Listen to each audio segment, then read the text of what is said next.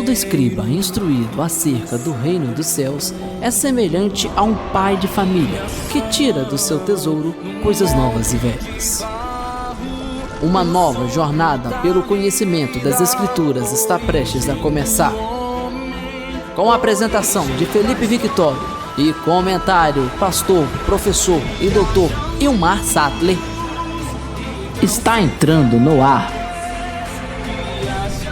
o podcast que irá alimentar o seu conhecimento das Escrituras. Baú do Escriba. Descubra o tesouro da Palavra de Deus.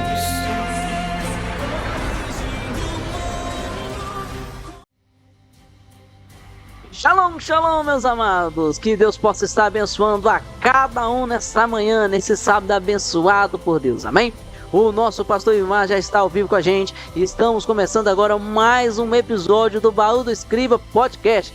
Nós vamos estar aqui aprofundando nas Escrituras Sagradas, aprendendo mais uma vez aqui sobre as Escrituras. Nós estamos abordando aqui a primeira temporada, que é sobre Gênesis, e na aula de hoje nós vamos aprender sobre o dia do dilúvio, né? O momento sobre o dilúvio, amém? Nosso pastor Ilmar já está ao vivo aqui com a gente, mas antes quero mandar um abraço.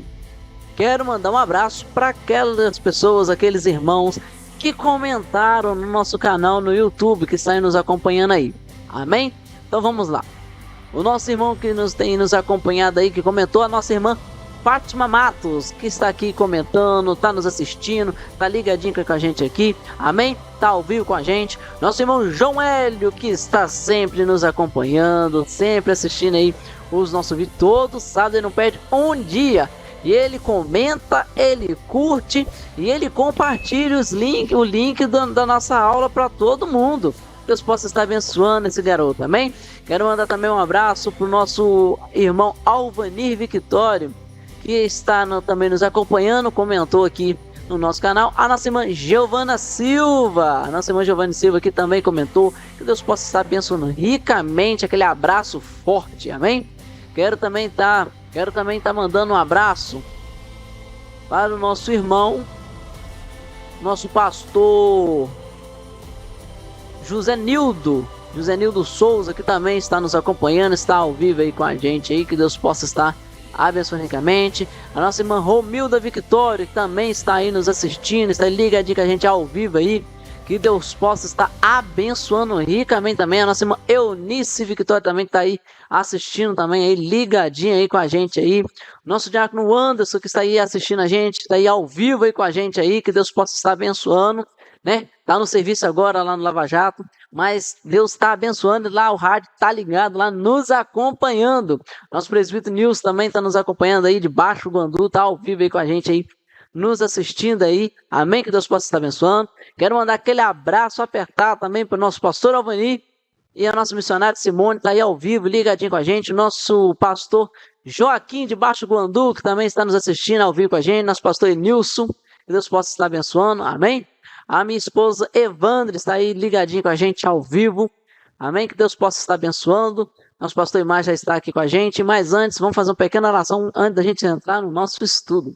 Soberano Deus eterno e único Pai, venha Deus nos abençoar, ó Pai, nesta manhã, abençoado por Ti. Deus amado, Deus querido, que o Senhor possa abrir o nosso entendimento, nos capacitando a aprender. Graças damos, ó Pai, por capacitar o nosso pastor, o nosso professor, Deus, para ensinar a nós, ó Pai, as Tuas Escrituras. Deus amado, Deus querido, ajuda-nos na nossa caminhada, abrindo nossos olhos, os nossos ouvidos, nosso coração, para receber do Senhor o conhecimento e entendimento. Em nome de Jesus, amém. Amém? Então vamos entrar no nosso estudo. Hoje nós vamos aprender sobre o dilúvio. Que Deus possa estar nos abençoando. Vamos lá, vem com a gente. Não se esqueça, já estava esquecendo aqui, mas você não pode se esquecer. Eu já me inscrevi pelo meu canal, pelo meu outro canal, e você também pode. Entra aí no YouTube aí, você está nos assistindo. Se você está pelo rádio, entra aí no canal do YouTube. Se você está no YouTube, confere aqui na parte de baixo aí, ó, inscreva-se. Tá assim? Então quer dizer que você não se inscreveu. Clique aí, se inscreva no nosso canal. Do lado tem um sininho, se você quiser não perder nenhuma notificação, nenhum vídeo. clica nesse sininho para chegar a notificação dos vídeos que são lançados, para você não perder nenhum. Se você não quiser, não tem problema, mas se inscreva para estar fortalecendo o nosso canal, amém? Para então estar abençoando o reino de Deus, para que a glória de Deus possa alcançar mais pessoas e que mais pessoas podem ter a mesma oportunidade que você de adquirir o conhecimento das Escrituras Sagradas. Não paga nada, mas você é abençoado por Deus, amém? Então clica aí para você se inscrever, curte o nosso vídeo aí no joinha aí para estar fortalecendo o nosso canal aí, amém? Que Deus possa estar abençoando nosso pastor Ilmar, que já está ao vivo com a gente aí, amém? Vamos para a aula de hoje, amém? Fique com a gente aí. Shalom, meus queridos e amados irmãos, a graça e a paz do Senhor Jesus. Aqui, pastor Ilmar Satemeric Heller Kaiser, falando aqui da Europa, Portugal, estado de Leiria, cidade de Caldas da Rainha, Igreja ADEF, Assembleia de Deus, Fogo para a Europa, fundação e direção do pastor Abraham Robson Ferreira. Estamos aqui, meus queridos, ministrando as aulas da Bíblia Sagrada. Estamos estudando todo dia mais e mais. E nada sabemos. Estou aqui com o meu chapéu, protegendo da luz, é muito forte. O óculos aqui eu abro com o óculos, daqui a pouco eu tiro, porque eu só uso o óculos para longe. Eu sou o professor Ilmar, estou estudando Bíblia desde 11 anos de idade, já estou com 60, caminhando para 63. Quanto mais eu estudo, menos eu vejo que estou sabendo. Preciso estudar cada dia mais. E agora estou aqui na Europa, depois de muitos anos, no estado de Minas Gerais, no Ministério Tabernáculo, onde ministramos ali por mais de 35 anos. E estamos estudando a Palavra de Deus de maneira regular. Falamos pelo Centro de Excelência da Educação Cristã, que é o seminário aqui da nossa Igreja ADEF. A Igreja ADEF já está em 6 países, com mais de 28 igrejas espalhadas aqui na Europa. E também falamos pelo Centro de Cultura Bíblica Bereshit, que é a nossa instituição de ensino criada em 1992, lá nas Minas Gerais, que formou mais de 600 alunos nesses 35 anos de trabalhos por ali. Estamos, queridos, ministrando as aulas do nosso curso de especialização bíblica, pós-graduação, na área de Pentateuco, dentro do Pentateuco, Gênesis. Então, temos 9 matérias pinçadas aí no livro de Gênesis. Essa é a terceira matéria. E hoje o nosso tema que estamos iniciando agora é a Arca de Noé. A Arca de Noé. Veja que interessante, né? A Bíblia diz em Gênesis capítulo número 6 que o gênero humano se corrompeu. Então Deus resolveu dar 120 anos para que a terra viesse sucumbir em águas. Naquele tempo nem havia chuva, né? Então quando Deus anunciou para Noé que haveria um dilúvio, ele não sabia que era dilúvio. Ele falou, o que será isso? Uma inundação que ia matar, ia extinguir, consumir todos os seres viventes, que tinham fôlego, né, evidentemente. Então Deus procura um homem chamado Noé, né, que era filho de Lameque, que era filho de Matusalém, que era filho de Enoque, que foi arrebatado com 365 anos de idade. E Deus, então, comunica a ele esse fato, que é para ele preparar uma embarcação, uma arca. E o nosso objeto de estudo que estamos iniciando aqui é isso, a Arca de Noé. Aqui veremos tudo sobre a arca, a madeira da arca, qual que era o revestimento da arca, os compartimentos da arca, piso baixo, primeiro e segundo, ou então 3 pisos, a clarabóia que havia na arca. Veremos todos os detalhes, qual a madeira que foi feita essa arca. Eu prefiro chamar de embarcação, mas a verdade é que é mesmo uma arca, um caixote. As medidas da arca, por que não foram medidas quaisquer? Foi comprovado cientificamente que essas medidas são as medidas certas para que alguma coisa flutue e não faça o quê? Não capote ou emborque ou aderne. Nós veremos tudo isso aqui nessas aulas que vamos iniciar agora. Então, a Arca de Noé, né? É um tempo que Deus resolve, depois da violência ficou muito grande, né? O povo só sabia viver em rotina. Diz Jesus lá na frente que comia, bebia, casava e dava casamento, comprava e vendia. Quer dizer, uma rotina só. Largaram, abandonaram, desviaram de Deus, né? E a Bíblia coloca aqui 4 capítulos para tratar desse assunto. Do capítulo 6 de Gênesis ao capítulo 10, nós teremos somente aqui a história de Noé, da arca, do dilúvio. Aliás, dilúvio será a nossa próxima aula, a 4ª aula do nosso curso de especialização ou pós-graduação em Pentateuco Gênesis, será o dilúvio. Anteriormente, vimos na 2ª aula a era pré-diluviana, como é que era o mundo antes do dilúvio. E primeira matéria desse curso foi os 7 tempos de Deus, mostrando que nos 7 dias da criação, nós temos uma tipologia, uma simbologia dos 7.000 anos do homem na face da terra. Então a terra estava corrompida, totalmente corrompida, cheia de violência, né? Devido àquelas coisas que foram ocorrendo. Os filhos de Deus viram as filhas dos homens, né?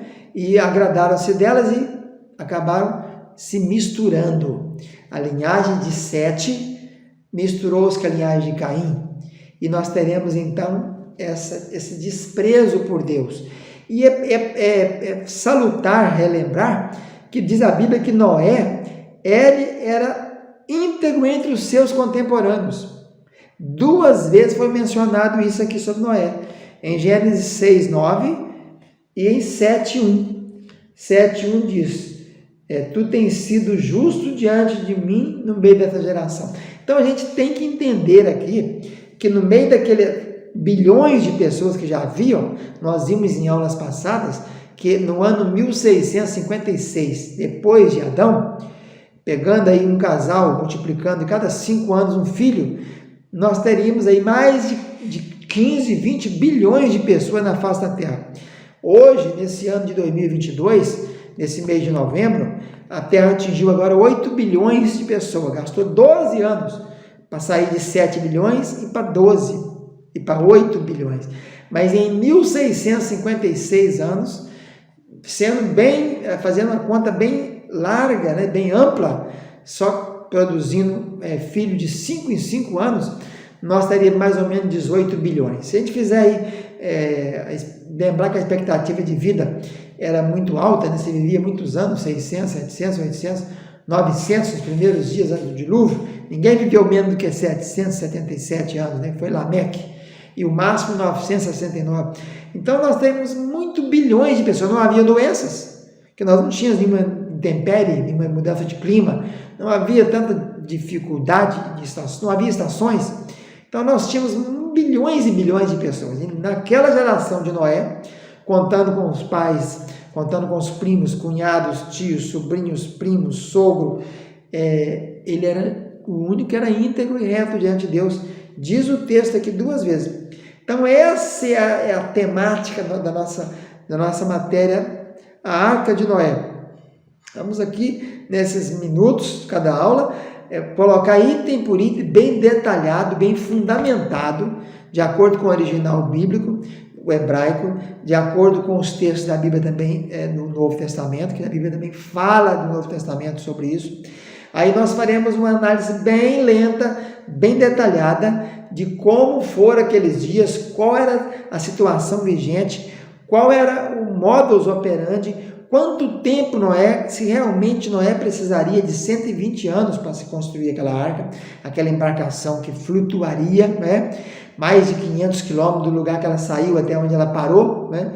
Se fizermos um cálculo que ela foi elevada ali na região da Palestina e foi parar nas montanhas do Ararat, que fica lá na Turquia, no Irã, na divisa daqueles 4 países, né? Azerbaijão e da Armênia. Então nós veremos que naqueles 371 dias do dilúvio, sendo que 150 foi de inundação e 200 e tantos foram de escoamento das águas, então nós veremos todos os detalhes, qual era o meio, como poderia uma embarcação dessa conseguir flutuar no meio de tempestades, de fluxos, de tufos, né? De geysers sendo expelidos do abismo e com portas celestiais sendo abertas, tromba d'águas. Como é que essa arca, essa embarcação conseguiu flutuar no meio de tantas tempestades, tantas mar revolto, né? Ondas enormes, Vamos ver tudo isso aqui, começando agora. Fizemos uma introdução mostrando o que nós abordaríamos nas aulas que vão se seguir. Essa segunda aula, vamos falar então da arca em si. A palavra usada para arca no original hebraico é a palavra tevá. Tevá, essa palavra, ela ocorre 27 vezes no Velho Testamento. A maioria das vezes, 25 vezes, essa palavra vai ocorrer exatamente aqui, no texto de Gênesis, do capítulo 6 ao capítulo 9. Então, nós teremos 25 ocorrências delas aqui. E 2 vezes a palavra tevá vai aparecer em Êxodo, capítulo 2, versículo 3 e 5, para falar do cestinho de Moisés.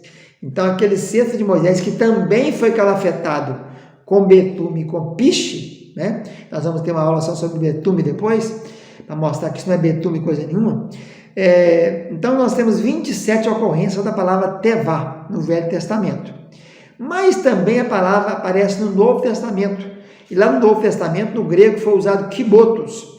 Kibotos foi usado 6 vezes só no Novo Testamento, sendo que 4 vezes se refere a dilúvio e arca e Noé. Então, a palavra arca tem a ver com dilúvio. 4 vezes, Mateus 24, 38, Lucas 17, 27, Hebreus 11, 7 e 1 Pedro 3, 10. Mais 2 vezes a referência é a Arca da Aliança, que ficava no tabernáculo, com o propiciatório em cima e os querubins, 2 querubins. Isso está lá em Hebreus 9, 4 e em Apocalipse 11, 9. Então, a palavra para o grego arca kibotos aparece 6 vezes, sendo 4 referente à Arca de Noé e 2 à Arca da Aliança. No Velho Testamento, a palavra tevá aparece 27 vezes no Velho Testamento. Sempre nós estamos usando aqui a concordância de James Strong. E dessas 27, 25 vezes é uma referência à Arca de Noé e 2 vezes ao cestinho de Moisés, que foi usado para que ele fosse colocado no rio Nilo, né? Vamos então adiantando para a segunda parte, quando nós veremos as medidas da Arca de Noé. Por que Deus deu essas medidas? Eu sempre costumo dizer aos meus alunos que é preciso sempre perguntar ao texto por quê. Tudo tem um porquê. A Bíblia não é um livro aleatório, é um livro revelado. Poucos autores, a maioria do Novo Testamento, eles foram contemporâneos uns dos outros. No Velho Testamento você tem Moisés escrevendo no ano 1400 e pouquinho antes de Cristo, e depois de 1000 anos você tem Malaquias escrevendo no ano 400. Malaquias nunca pensou nem passar perto, né, de Moisés, né? Então os autores poucos se encontraram. Então foi o Espírito Santo que foi revelando e eles escreveram sem haver confronto, sem haver colisão das ideias e dos procedimentos. Deus, uma coisa importante para se relatar é que Deus decidiu, devido à maldade e à corrupção do gênero humano, ele então disse que dali para frente os dias seriam 120. Esse 120 aí não é referência, falamos aqui em aulas priscas, não é uma referência à idade do homem, porque várias pessoas viveram mais de 120 anos depois do dilúvio. Inclusive mesmo o próprio Noé viveu mais de 350 anos. Ao todo, Noé viveu 950 anos, 600 até o dilúvio e 350 depois do dilúvio.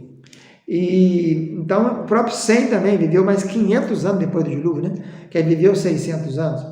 Então, é preciso entender que essa referência a 120 aqui é o tempo que Deus definiu para Noé construir aquela embarcação. E aí você pensa, mas é muitos anos, 120 anos. Não é. Nós veremos que não é. Só um trabalho de calafetação da arca, por dentro e por fora. Uma arca que tinha, vamos ver aqui, 41 mil metros cúbicos. Lembrando que 1 metro cúbico é igual a 1000 litros. Então, ela caberia 41 mil litros. Cada 1 metro cúbico é igual a 1000 litros. Então, 41 vezes 1000, 41 mil metros cúbicos. Então, gastaria um tempo razoável, né? E para se fazer a alvenaria daquilo tudo, né? Se cortar as tábuas, para se fazer, pregar, né? Porque já conhecia-se o cobre naquela época. Os filhos de Lameque, da linhagem de Caim, tinham desenvolvido o cobre, a música, né? A flauta, a cítara, cuidavam de gado, etc. Então, a arca tinha 300 côvados de comprimento, 50 côvados de largura e 30 de altura. Essas medidas aí não foram medidas aleatórias. Se gastou depois mais de 4.000 anos para alguém fazer um navio e espelhou exatamente nesses parâmetros aqui, nessas proporções. Veja que a arca, a altura é 10% do comprimento e a largura é 6 vezes menor do que o comprimento. Isso tem tudo a ver com o quê? Com a navegabilidade daquela embarcação. E seria constatado muitos anos depois, quando se foram fazer os grandes navios. E aí vários deles adornavam, emborcavam, capotavam, vamos dizer assim, e foram descobrir então na Bíblia os parâmetros de navegabilidade. Essa arca foi feita para flutuar, ela não tinha leme, ela não tinha maneira de se dirigir para lá e para cá, não havia marcha para fazer alguma mudança, ela ficava à deriva, era Deus que comandava ela ficava à deriva, não tinha navegação nela, ela era flutuação, uma embarcação para flutuar. A gente fez pegar a medida côvado é a medida da ponta aqui no dedo, é o cúbito do cotovelo lá no dedo, é mais ou menos 45 centímetros, 50 centímetros, 40 centímetros. Então vamos ficar por aqui com 45, dá 135 metros de comprimento, 22,5 metros de largura e 13,50 de altura. Então dá para se ver aí que a arca tinha uma altura de 13,50 metros, a conta do peso, se fizer a métrica aí da física, vamos descobrir que ela pesava 14.000 toneladas. E o volume, o que é o volume? A multiplicação do comprimento pela largura e pela altura. Nós teremos um volume de 41.000 metros cúbicos. Isso quer dizer 41.000, metros cúbicos, quer dizer 41.000 litros. 1 metro cúbico é igual a 1.000 litros. 1 metro é 1.000. Então, nós teremos 41 vezes 1.000. Então, a conta é muito grande, Vamos fazer aqui, não é 41.000 metros, 41.000 litros, é 41.000 vezes 1.000. Então, nós vamos chegar a 41 milhões, não, bilhões de litros, 1.000 é isso mesmo. Então, é muito, muito, muito, muito grande, cabe muita coisa. Para se ter uma ideia, vamos olhar aqui, essas medidas aí, dá para se colocar 522 vagões de trem, com 120.000 ovelhas. Dá para carregar 360 containers com 40 pés. 3.400 jaulas de animais com 12 metros cúbicos para cada uma. Tipo 2 vezes 2, 4 vezes 2, 2 vezes 2, 4 vezes 2, 8. Não deu. É mais do que essa medida. 4.000 carros Corsa da GM, se fosse um navio cegonheiro. Também dá para se colocar aí 67 andares, um prédio de 67 andares com apartamento de 200 metros quadrados. Você imagina? Um apartamento de 200 metros quadrados, um apartamento que tem 20 metros por 10, 20 vezes 10, 200. Então, é muita, a arca era colossal para aquela época. E são, então, 41.000 metros cúbicos. E a capacidade dela é essa daí. Então, vamos ficando por aqui com essa aula de hoje, que falou das medidas da arca e a palavra arca em si. A Bíblia diz que Deus mandou Noé fazer a arca com compartimentos, com divisórias. Então, Deus diz a ele, você fará essa arca, deu as medidas, nós estamos no Gênesis capítulo 6, versículo 14, faz a arca de tábuas de cipreste, nela farás compartimentos e calafetarás com betume por dentro e por fora. Então, vai ser 300 côvados, já falamos que é 135 metros, 50 côvados, 22,5 metros, e 30 côvados, 13,50 metros. Farás uma abertura de um côvado em cima, a porta na lateral, e farás os pavimentos. Os compartimentos vai ser baixo, quer dizer, o rés do chão, que fala aqui em Portugal, que é o térreo, o segundo, que seria o primeiro andar, e o terceiro, que é o segundo andar. Então, dividindo se falar de andar, de piso, primeiro, segundo, terceiro piso. Aí é importante nós fazermos o levantamento disso, que eles têm muito a ver com a navegabilidade e com a habitabilidade do que vai ali dentro daquela arca, daquela tevá, quibotos, daquela embarcação. Então, se a gente pegar aí o original para compartimentos, vai ver que a palavra hebraica é a palavra ken. A palavra ken ocorre no Velho Testamento 13 vezes.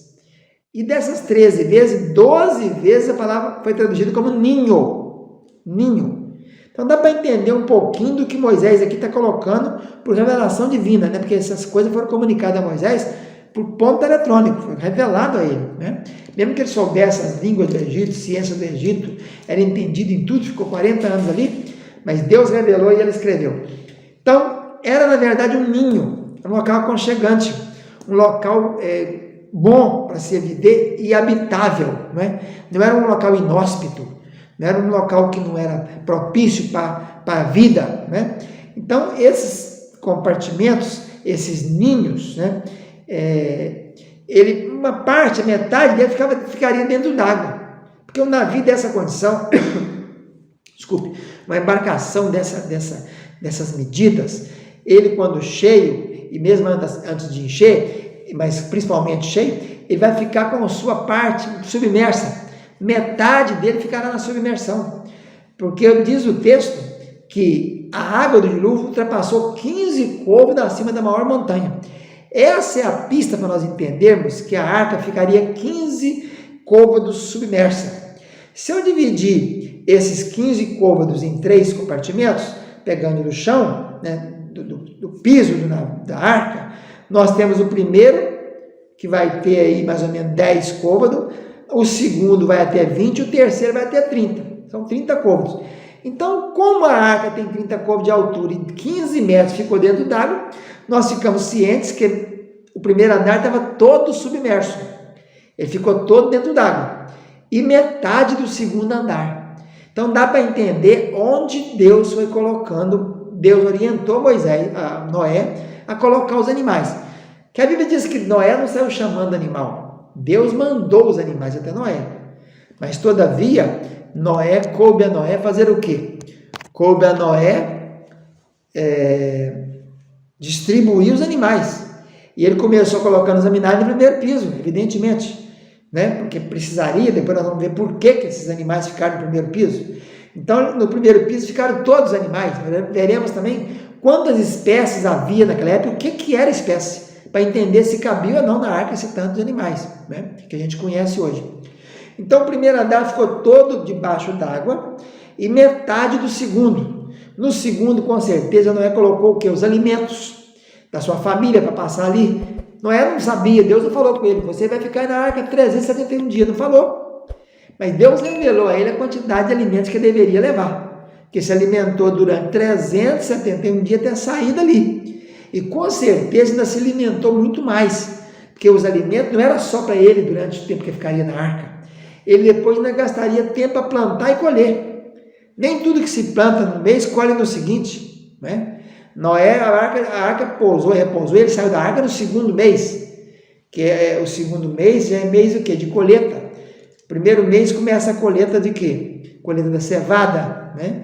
Depois no terceiro mês, dia 6, já é colheita do trigo, mas não foi plantado nada, a terra está toda, ficou 150 dias com água caindo, fontes dos céus, janela do céu aberta e fontes do grande abismo, geysers do fundo do abismo, da terra, né? Das profundezas, no caso.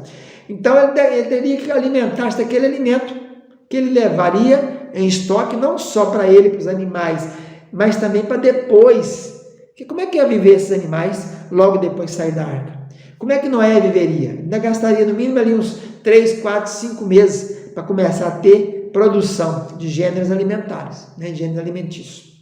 Então, nós ficamos cientes de que os 3 pisos da arca, o primeiro piso ficaram os animais totalmente imersos. E para quê? Pergunta para mim, para quê que teriam que ficar imersos? Evidentemente que Deus não é bobo nem tolo, e nem Noé com mais 7 pessoas ia dar conta de tratar de centenas e milhares de espécies de animais, né? Não ia. Imagina quem que aguentar ficar limpando defecação de animais. Quantas vezes o animal defeca por dia? Quantas vezes o animal come por dia? Quantos quilos come um leão por dia? Né? Lembrando que naquele tempo os animais não eram carnívoros. Raposa, leão, tigre eram herbívoros. Os animais só se tornaram carnívoros depois do dilúvio. Antes era só ervas, pasto, grama e ervas e sementes. E o homem, frutas. Então, para quê? Para que houvesse a hibernação. O que é a hibernação? Aquele estado de diminuição do movimento celular, né? Diminuição do trabalho do organismo. Todos os animais hibernam. Diz a ciência que o animal pode hibernar até 18 meses. E quando o animal hiberna, ele reduz a capacidade dele para 10% do que é o normal. O urso, por exemplo, bate a 50 por minuto o coração dele. Hibernando, bate a 5. Então, o consumo é muito pequeno. Por isso, ele vai ter um consumo quase nenhum ou zero. E quais as condições necessárias para termos a hibernação? Primeiro, falta de luz. A arca não tinha lampião. A arca não tinha candeia. A arca não tinha gerador. Então, aquilo era uma escuridão total. Né? Tudo escuro ali. E na escuridão e com a friagem, porque a parte que ficou imersa, né? A parte do navio que ficou para dentro da água, era muito fria, né? Mesmo que houvesse calafetação, tanto externa como interna, mas ela estava direto, mais 370 e tantos dias, né? Logo que as águas acumularam, que a arca se levantou, ela foi ficando 15 côvados para dentro da água. Então, para ter hibernação, nós precisamos de frio e precisamos de escuridão. E exatamente nós tínhamos isso ali. Então, por isso é que Deus colocou a arca nessa posição, nesse modelo, e os animais ficaram no primeiro piso, para que pudesse hibernar, para não ter que se alimentar, tratar desde o dia inteiro, nem ter defecação, que é onde ia julgar a questão do dejeto. Podia ter julgado no mar, né? Julgar naquele mundel de água. Mas quem ia aguentar ficar tirando aquele dia inteiro? 7, 8 pessoas? Não dava conta, né? E também não tem crescimento exacerbado. Quando se está na hibernação, o crescimento também diminui a 10%. Então, evidentemente, vamos adiantar o assunto aqui, evidentemente que a arca, quem entrou lá não foi animal, na sua parte já adulta ou juventude. O animal entrou ali e foi tudo filhote. Hoje nós queremos estudar um pouquinho mais sobre a duração da construção. Diz o texto em Gênesis capítulo 6, que o Senhor viu que multiplicou muitos homens e as filhas de Sete multiplicaram, e os filhos de Deus, que são a linhagem de Sete, foi lá e casou com as filhas de Caim, que é a linhagem, vamos dizer assim, desviada. E aí o Senhor disse: o meu espírito não contenderá para sempre com o homem. O homem aqui não é Ish no original, é Adão, quer dizer, o ser feito da terra, Adão. Este homem é carnal. Os seus dias serão 120 anos. Esses 120 anos aqui não se refere à idade da vida depois do dilúvio, não. Porque muitas pessoas viveram muitos mais anos, né? Sem viveu muitos anos. Arfaxade, Selá, Éber, Peleg, Reu, Serug, Naor, Terá. Abrão viveu 175 anos. Isaac, 180. Jacó, 147. José, 110. Coate, né? 137, Anrão, 137, Levi, 137, Coate, 133, ou coisa parecida. Depois Moisés, 120. Então, essa referência aqui a 120 anos é a referência para a construção da embarcação. Nós estamos estudando aqui que a embarcação é uma embarcação de 41 mil metros cúbicos, o que dá 41 milhões de litros que cabia dentro dela, que 1 metro cúbico é igual a 1.000 litros. Então, 41 mil vezes 1.000 é 41 milhões de metros de litros de água, né? Se fosse colocar lá dentro. Vimos que a capacidade ali é para muito, é mais ou menos um prédio de 67 andares, com um apartamento de 200 metros quadrados. Cabia muita coisa ali. Nós vamos ver em aulas futuras que as espécies caberiam todas e ainda poderia levar alimento, como levou. Alimento não só para a subsistência deles naqueles 371 dias, dos animais, e também para depois que saísse da arca, esperasse a plantar e a colher. E esses 120 anos, então, é um tempo que Deus decidiu que seria do dia que comunicou a Noé. E lembra que esse texto aqui falando, ele não falou isso para Noé, não. Noé não sabia, não. Que aqui ele disse, antes de conversar com Noé, ele decidiu lá na Trindade, Elohim, os três juntos, decidiram que seriam 120 anos daquele dia até o dia que ia acontecer o dilúvio. Noé não foi comunicado disso. Então Noé trabalhou por divina revelação. E no texto do Novo Testamento diz isso.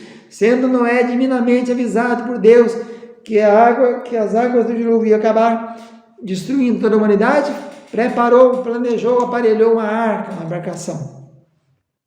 Com essas medidas aí, 135 metros por 22,5 por 13,50 de altura. Então, esses 125 anos é o tempo para quê? Tempo que se ia gastar para construir. Imagine quem habitava no mundo naquela época? Mais de 14 a 20 bilhões de pessoas. Era a população da Terra no ano 1656, numa média bem larga, bem considerada, né? Colocando um filho a cada 5 anos, o que não deveria ser uma verdade, porque naquele tempo não havia anticoncepcional, não havia televisão, então era menino atrás do outro, né? Como nossos avós. Meu avô teve 16 filhos, então nós estamos pondo uma conta bem tolerante, a gente teria de 14 a 20 bilhões de pessoas. Então o mundo estava cheio de gente, mas quem não era justo naquela geração dele?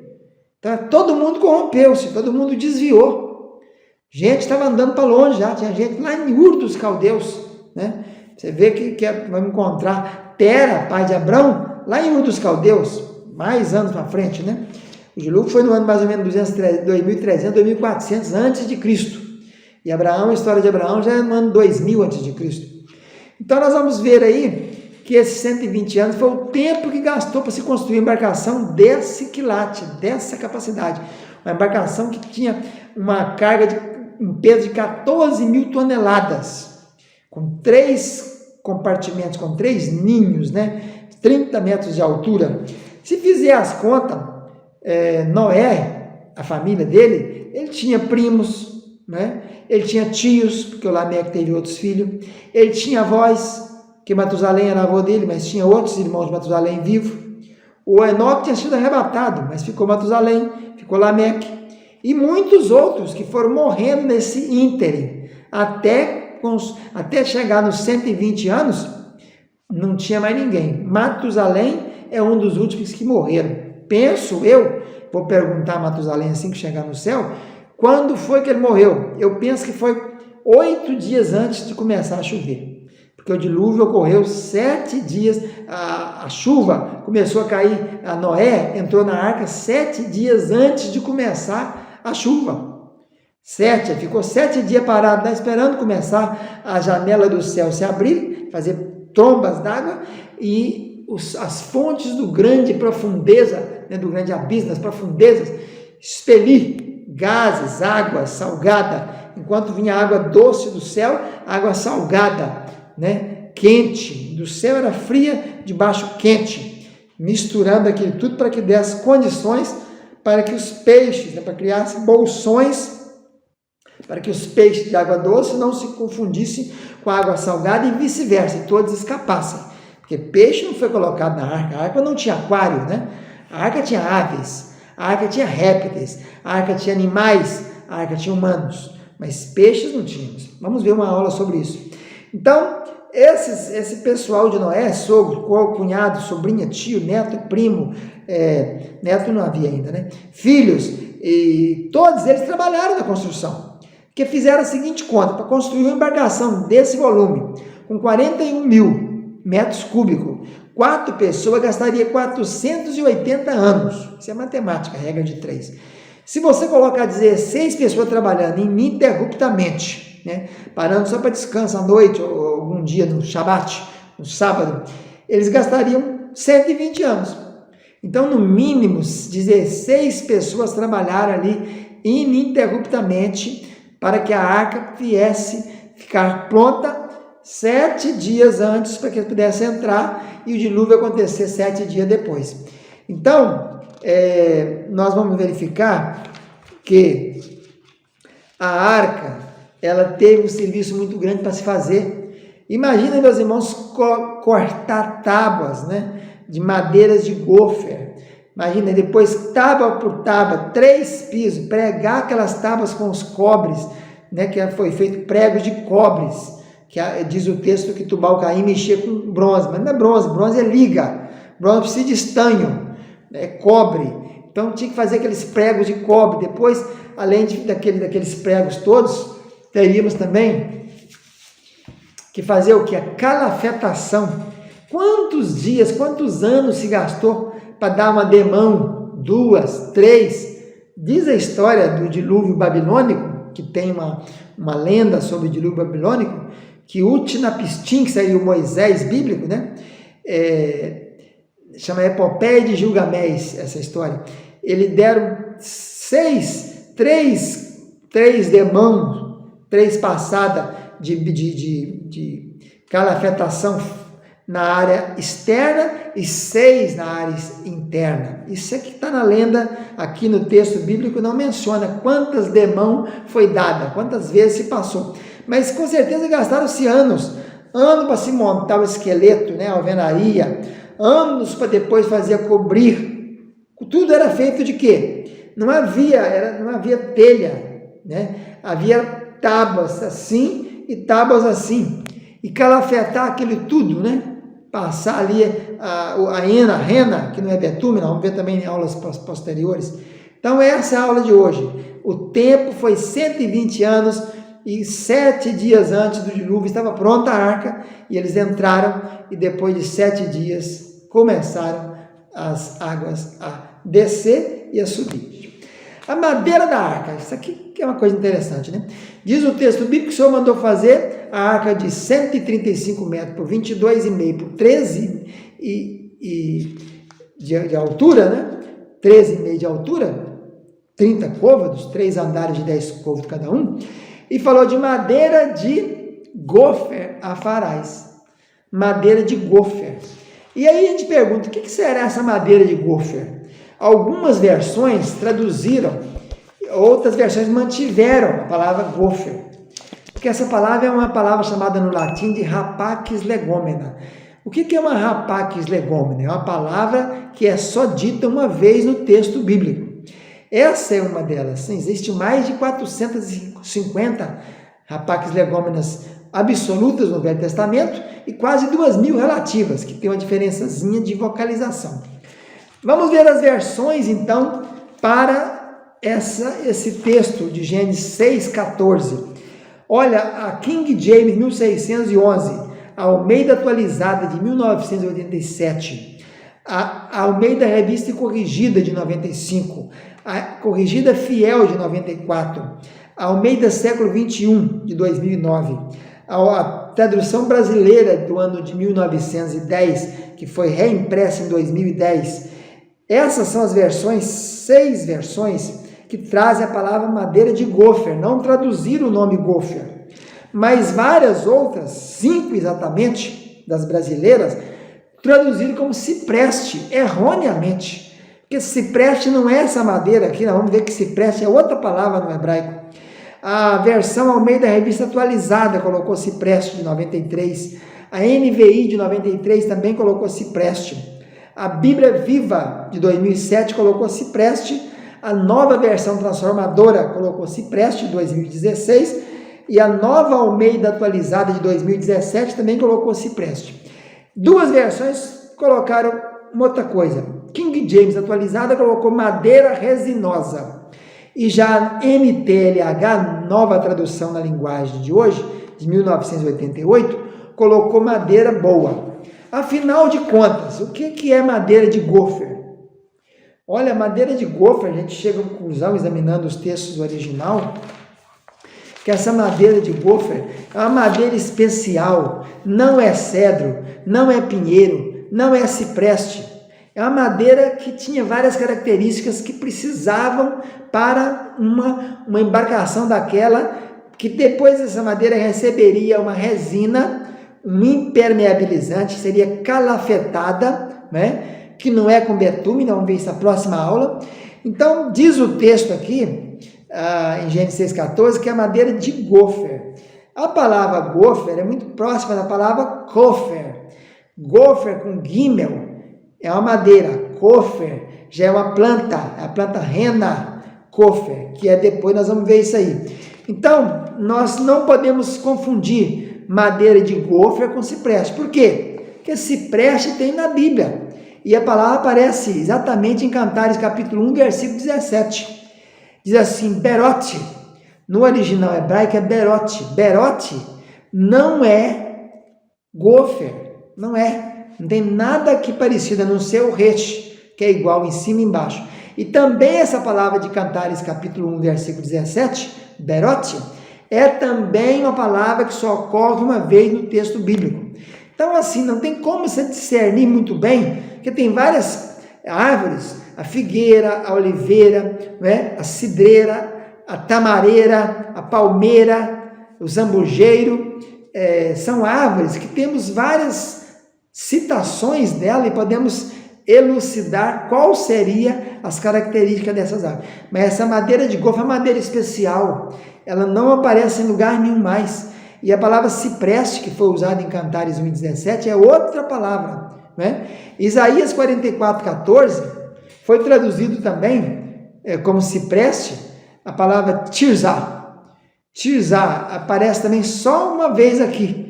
Essa palavra aqui não é aquela Tirza, que era a capital do Reino do Norte, no tempo de Jeroboão, antes do reinado de Onri, quando Onri comprou o monte de Semer e fez a cidade, a capital de Samaria. Essa Tirza aqui é outra Tirza. Tirza aqui quer dizer cipreste, parece também Isaías 44,14.